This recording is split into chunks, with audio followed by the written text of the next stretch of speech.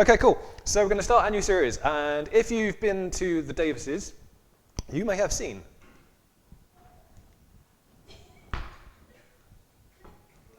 there we go. This mug. Who's seen this mug at the Davises? Anyone had this mug at the Davises? Well, Liz, obviously. So who can guess what our series is in? Hebrews! It was really great. Aruna in one of our prayer meetings, Bible study sessions, said, I'd be really good to look at Hebrews. And I was like, tee, that's our next series. That's really good. So that was good. So we are looking at Hebrews, and I'm going to start, as is usually the case, at the very beginning, because that is a good place to start. So Hebrews starts with long ago. And all the best things start with long ago, so that is kind of blurry, but that's when Bilbo Baggins in The Hobbit, The Hobbit, The Unexpected Journey, is telling the story of what happened to him. And so you've got that long ago. Ryan, hilariously, when he preached, nicked one of the ones that I was going to use, which was, it began long ago in a land far away to the east, the likes of which you will not find. Oh no, that's the wrong one. The one he started with, this is a story about something that happened long ago when your grandfather was a child. It's a very important story because it shows how all the comings and goings between our world and the land of Narnia first began. So like The Magician's Nephew is one of my favourite books, so I was really excited when Ryan read that the other week.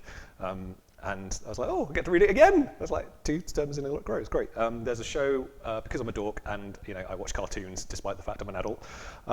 There's a show called Avatar, The Last Airbender, and that starts with, long ago, the 4 nations lived together in harmony, and then everything changed when the Fire Nation are attacked. And there's people nodding about that. I was not expecting that. Cool, I thought that was a real curveball, and everyone's going to be like, what? Cool, brilliant. So yeah, as far as cartoons go, that's a really good one. But anything that starts with long ago, it's going to be epic. You know that anything that starts with long ago, and it's going to be epic, and it's going to be like, the story is here, but there's this past history that is going to impact the story now, and that there's this vast history which is important. And you sort of start the story here, and like, here is where the focus is, but actually there's this massive history. Middle Earth has got all the ridiculous amount of backstory for everything, and the Magician's Nephew is the backstory to The Lion, the Witch, and the Wardrobe, the really well-known one. So all that sort of stuff is this long ago. So what that's saying is the Hebrew, or Israel's history, all that came before it, all of the Old Testament, that is the long ago, that is the context for what we're going to look at, and it's going to be fun and it's going to be epic. And it continues to say, in many times and in many ways to our ancestors through the prophets, God spoke. So I thought, any takers who can name me a way that God spoke to people in the Old Testament through the prophets? Feel free to shout answers out. Burning bush, that was on my list, yes. Anyone else? Voice. Yeah, and then the still small quiet voice. Yeah? Yep. Any more?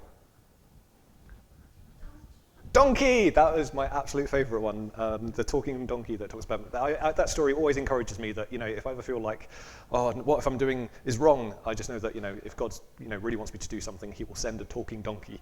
So, there's no fear of that. And... yeah, Daphne goes, John? That'd be really weird. Anyone else? Any others? John the Baptist, yeah, so a specific person, yeah.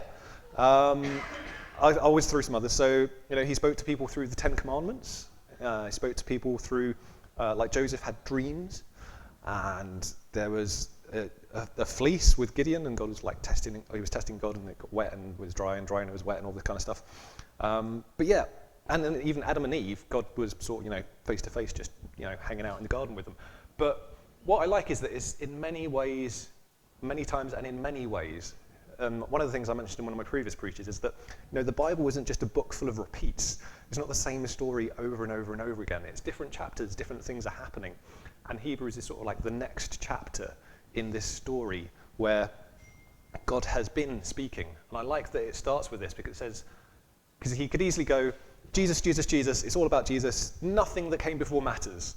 But what he's saying here is God had spoken to people before, and in many times and in many ways through the prophets. So he sort of gives sort of validation to all the Old Testament and what came before. And then says, and now in these final days, he has spoken to us through his Son. So it's just, like I say, it's that next chapter. God spoke in these ways before, and they were good and they were valid. But now, he's speaking to us through his Son. And an interesting thing in this, which you might have spotted and maybe gone, ooh, is these final days. Can I get another ooh? Ooh. Yeah, so that will make people think of end times. You know, it's, you may look at that and go, oh, goodness, didn't expect that. But, you know, often people say, are we in the final days? And the answer is really easy, yes. So you've got this verse, there's 1 Peter 20 that says, God chose him as your ransom long before the world began, but he has now revealed him to you in these last days. And the prophet Joel, when he was saying about the last days when people would be filled with the Spirit, that the Spirit would be poured out on all people, that's happened, hasn't it? So there's 3 verses saying, yes, we are in the last days. And people can get really hung up on sort of end time stuff, but we've been in them for the last 2,000 years. The end times started at the cross, and it was like the cross with this fuse that got lit. And, you know, there was everything before the cross, and anything since then is like the countdown to the end. So in terms of end times, I would encourage you with what Jesus said in Matthew 24, which was, you will hear of wars and threats of wars, but don't panic. Yes, these things must take place, but the end won't follow immediately. Nation will go to war against nation and kingdom against kingdom. There will be famines and earthquakes in many parts of the world, but this is only the first of the birth pains, with more to come. So, yeah, I just encourage you with what Jesus says, which is, don't panic. You know, you can think, end times, and lose your mind. And the last 2,000 years have been full of people going, oh my goodness, this is it, this is the end. You know, World War I, people thought that was the absolute end. World War II, the same thing. People thought, you know, Y2K was going to be it, and, you know, computers were going to blow up and the world would explode.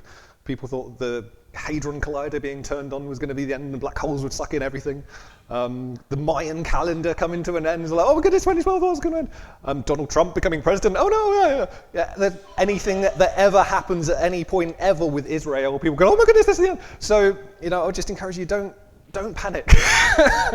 It's important to know that we're in these final days, and to know that there's these birth pains which are getting smaller and smaller and closer together. But don't panic. We've been in them for 2,000 years, and it's this long fuse that's been lit. So, yeah, don't panic. And the other bit that I really like from these opening verses is us. So with those ways that we mentioned God speaking in the Old Testament, it was God spoke to, like, Moses through the burning bush, or he spoke to Joseph in dreams, and then Joseph relayed the message, or Moses relayed the message, and it was God spoke to a special person who then relayed the message to the people. But what Jesus did was he spoke to us directly. And it wasn't to the prophet, it wasn't to the high priest, it wasn't to the king, it wasn't to the most important person in the world. He came down and he spoke to us. He spoke to the normal people. He spoke to the fishermen, and he spoke to the outcasts and the prostitutes and anyone, the young, the old, everyone. God was speaking directly to us, which is why it's so much better, because there's no sort of intermediary. Oh, I was so convinced I wasn't going to be able to get that out when I thought that would. But yeah, God speaks to us directly, and that's just cool, isn't it? God said, I've spoke through people and through things to people, and now it's God's literal mouth that spoke to everyone, which is really cool. So I like that.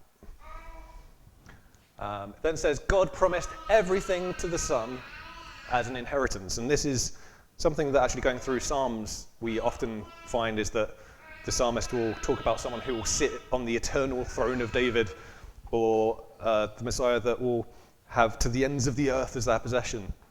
And the author is saying, sort of to the readers that will know that stuff that's been said, is saying, Jesus is it. This has happened. All that stuff that you were waiting for, that you'd been told was going to happen, this is it. Be excited, yay! It's really just encouraging to see that Jesus was the fulfillment of so much stuff that was promised in the Old Testament, and that's such a theme of Hebrews.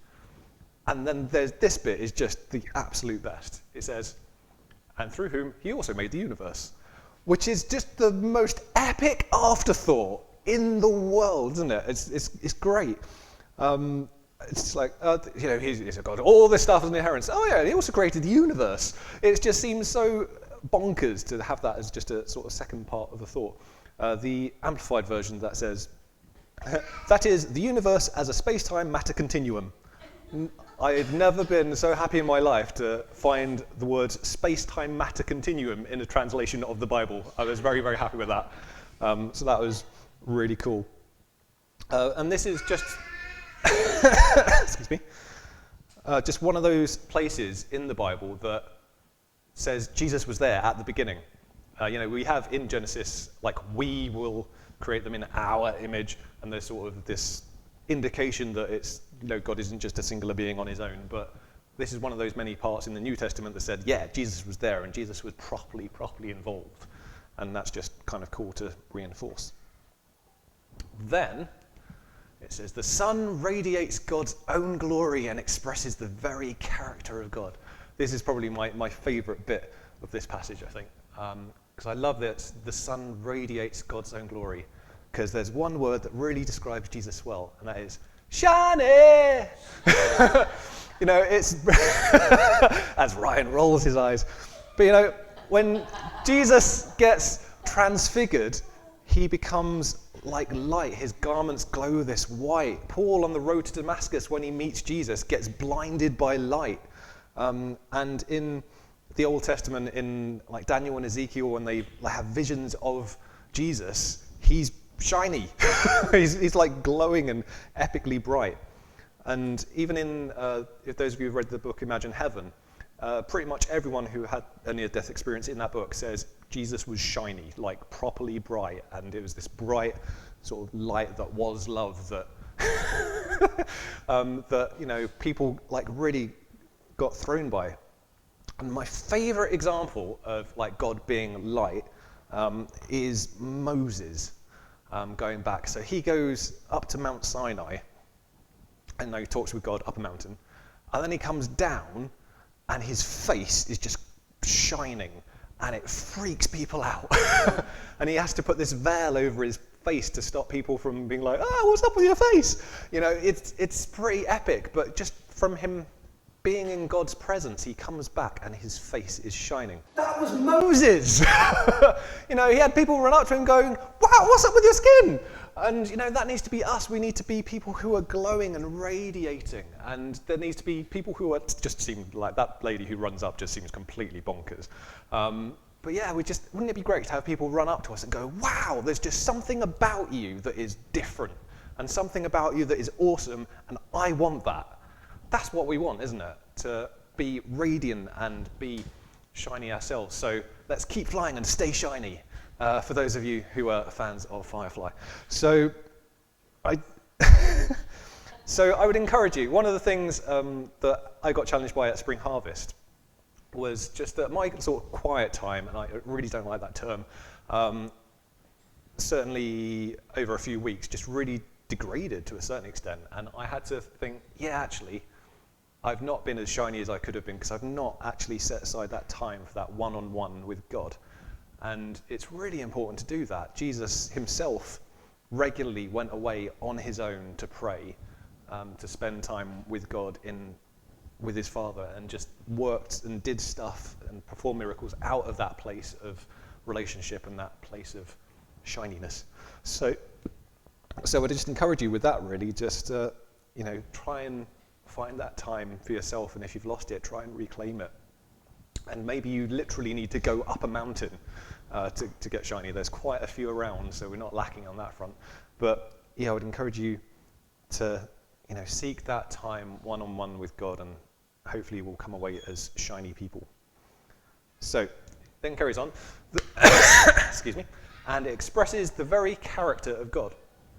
Now, what I like about this is the Greek word for character is character. I wasn't expecting that. What's interesting is other translations say that he is the exact representation of his being. So the word is his character, but like lots of other translations say the exact representation. And the reason for this, which I didn't know, is that the word character in Greek was actually a tool. And they used to use a character to engrave things. And eventually it became the word used for the term where you stamp a coin and give put the image on the coin. Because if I said to you, I tried to describe the Queen and say, oh, she's kind of posh and kind of small and kind of old, that's not going to do a very good job of representing the Queen. But if I said, Queen looks like that, that's a lot easier to understand, isn't it? That is literally what the Queen looks like. And it's like that with Jesus. In the Old Testament, you had lots of prophets going, God's kind of like this.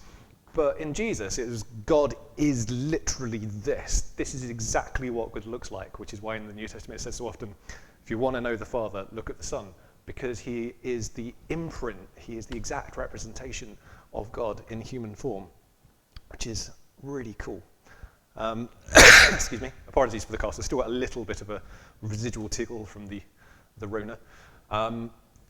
Then carries on to say, and he sustains everything by the mighty power of his command. Which is just we're in the first 3 verses and there's been so much epic stuff already. It's just crazy. Who's seen The West Wing? I know Liz will put her hand up. If she had 30 hands, she'd probably put those up. But there's a thing that people often say in The West Wing, which is, I serve at the pleasure of the President of the United States of America. And if the President of the United States of America doesn't want them there, they're gone. And this is kind of saying the universe is like that. The universe exists because Jesus keeps it existing. Jesus could easily do epic Thanos snap and that's it. Reality in the universe and everything we know gone. But actually, he loves his creation and he's sustaining it. And we are here and still breathing because Jesus wills it to be so, which is quite an epic thought, really. It then goes on to say, when he had cleansed us from our sins. Did anyone know that Jesus cleansed us from our sins? Anyone not aware of that? We're all good? Okay, cool. What I really like about this is the word, and I was really happy about the song Refined as Fire, actually, because it said about cleanse us from within, deep within. And that's exactly what this is. It's not when he had cleaned us. It's when he had cleansed us. I would like to think of it as, Heather will confirm that I'm sometimes a slightly messy eater. And will often end up with jam or curry or something down my t-shirt.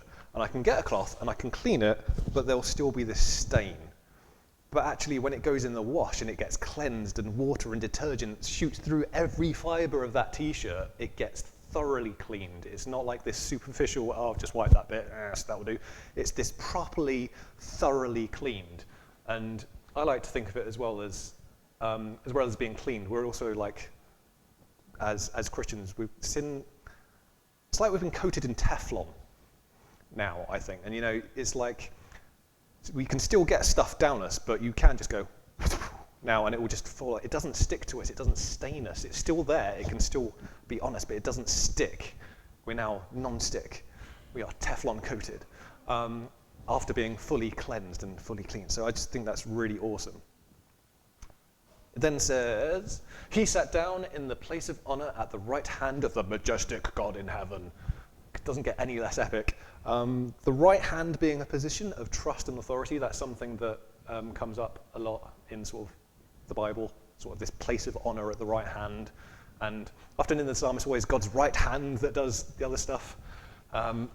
Excuse me. But what I was thinking about this time when I was reading this was, what do we, because this is kind of a concept that we don't really use so much nowadays, it's not really a thing, but then I realized it might be, because you often have a right-hand man. And I thought, I wonder if that's where it's come from.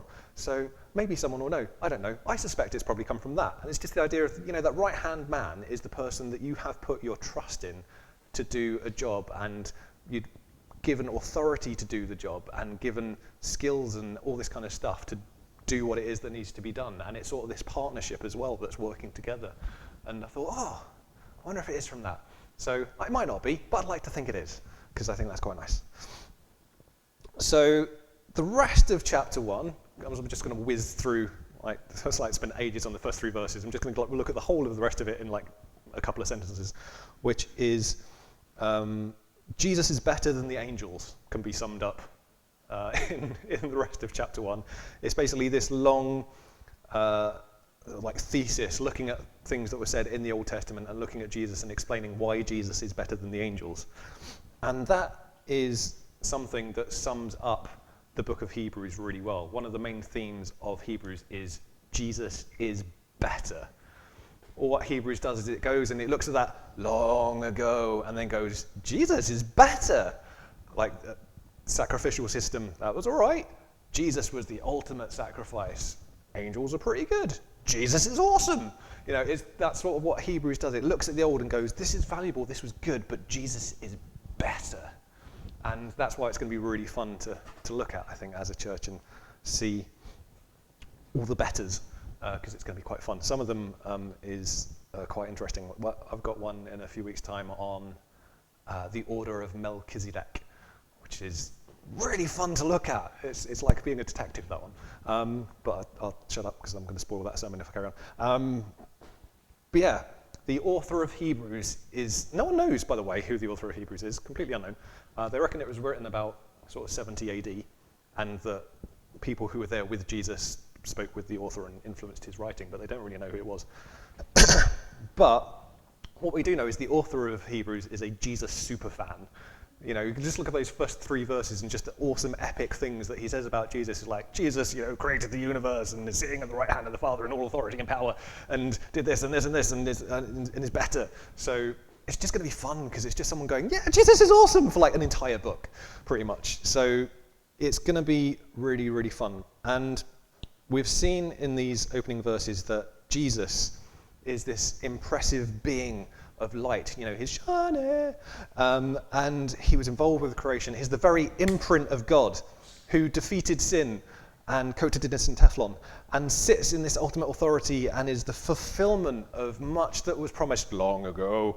And I'm just really excited. I think Hebrew is going to be really fun, and I hope this sort of has whetted your appetite as such. It's this great mix of long ago with what Jesus did, and Jesus is better. So there's not a lot of sort of takeaway as such. The only takeaway from this talk really, other than Hebrews is going to be fun, is just that stay shiny. I really would encourage you, try and find that time to, have that one-on-one with God and spend time reading his word and praying on your own with him. And if you've got family members with you, say, when's your time that you're going to do that, and how can I help you to make that work, and that kind of stuff. And that would be good. So that's Hebrews. Is anyone else excited for Hebrews? Yeah, wooing, yes. So yeah, I will cricket clap. Yes, that's one of the things at Spring Harvest. So let's give a round of applause, and they did this sort of cricket clap, and one of the ladies talking commented on it. It was hilarious. But yeah. That's it for today.